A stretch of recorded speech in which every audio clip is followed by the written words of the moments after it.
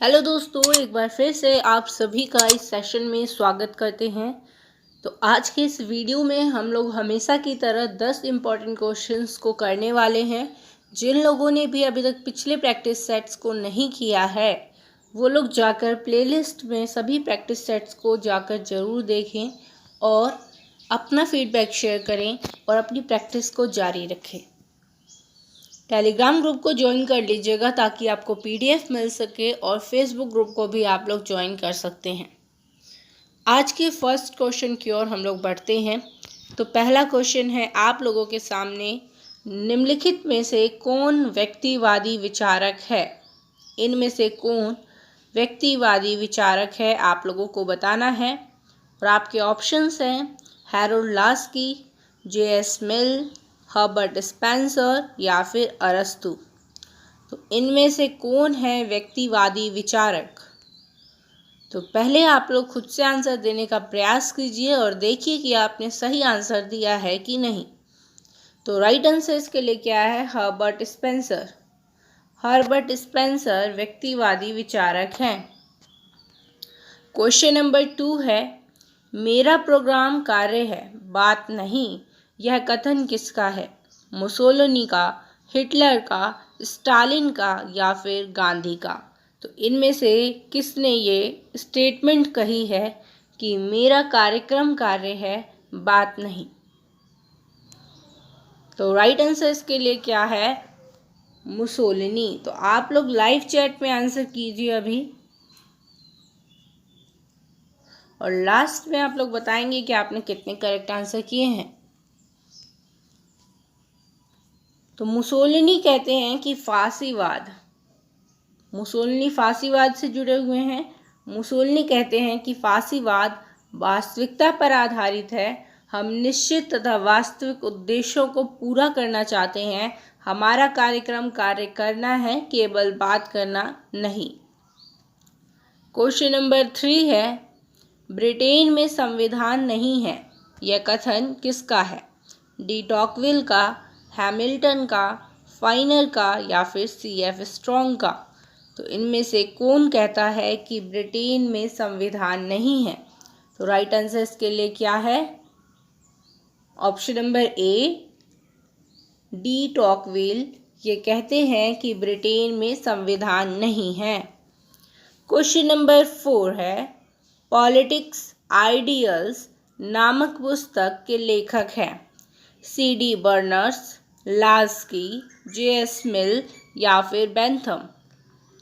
तो इनमें से कौन है पॉलिटिक्स आइडियल नामक पुस्तक के लेखक? तो राइट आंसर है इसके लिए सी.डी. बर्नर्स हैं पॉलिटिक्स आइडियल्स के ऑथर हैं। क्वेश्चन नंबर 5 है, मानव विवेक में आस्था निम्न में से किस विचारधारा की है? समाजवाद की, उदारवाद की या फिर वैज्ञानिक समाजवाद की या फिर फांसीवाद की? तो इनमें से कौन मानव विवेक में आस्था रखता है? तो राइट आंसर इसके लिए क्या है? उदारवाद। मानव विवेक में आस्था कौन रखता है? उदारवाद। उदारवाद व्यक्ति को एक तर्कशील कर्ता मानता है, ठीक है, तार्किक कर्ता मानता है।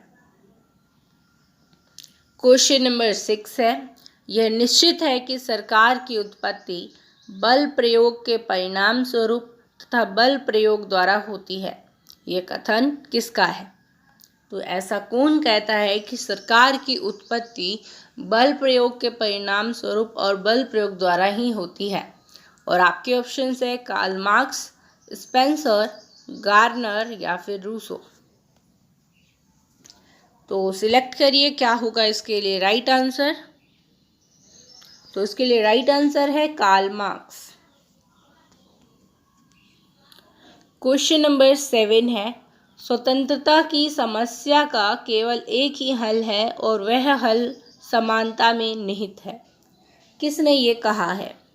लॉक ने, रूसो ने, पोलार्ड ने या फिर ग्रीन ने? तो इनमें से किसने कहा है कि स्वतंत्रता की समस्या का केवल एक ही हल है और वह क्या है? समानता।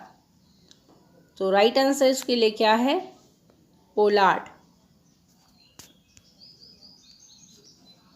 क्वेश्चन नंबर 8 है, संप्रभुता नागरिकों एवं प्रजाजनों के ऊपर सर्वोच्च शक्ति है जिस पर कानून का कोई नियंत्रण नहीं है। यह कथन किसका है? लॉक का, बोंदा का, ऑस्टिन का या फिर हॉब्स का? तो इनमें से किसने कहा है कि संप्रभुता नागरिकों एवं प्रजाजनों के ऊपर सर्वोच्च शक्ति है जिस पर कानून का कोई नियंत्रण नहीं है? तो ये स्टेटमेंट किसकी है? बोंदा की। क्वेश्चन नंबर 9 है, रक्त संबंध से समाज बनता है तथा कालांतर में समाज से राज्य बनता है। यह कथन किसका है?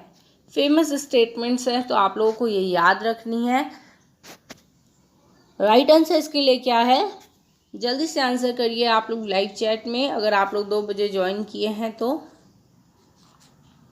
2 बजे ही हमारी क्लास हमेशा पब्लिश होती है, तो आप लोग 2 PM पे ज्वाइन कर लिया कीजिए।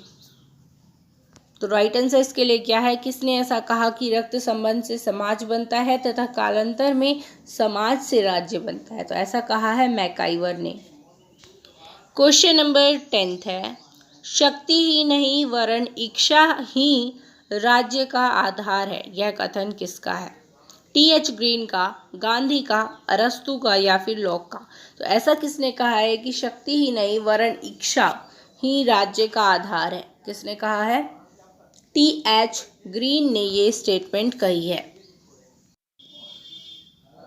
तो ये थे आज के 10 इंपॉर्टेंट क्वेश्चंस। तो आप लोगों ने इसमें से कितने करेक्ट आंसर किए हैं इसको आप लोग लिख सकते हैं कमेंट बॉक्स में और अपना फीडबैक जरूर शेयर कीजिएगा। तो मिलते हैं नए वीडियो में नए प्रश्नों के साथ। तब तक के लिए प्रैक्टिस करते रहिए। धन्यवाद।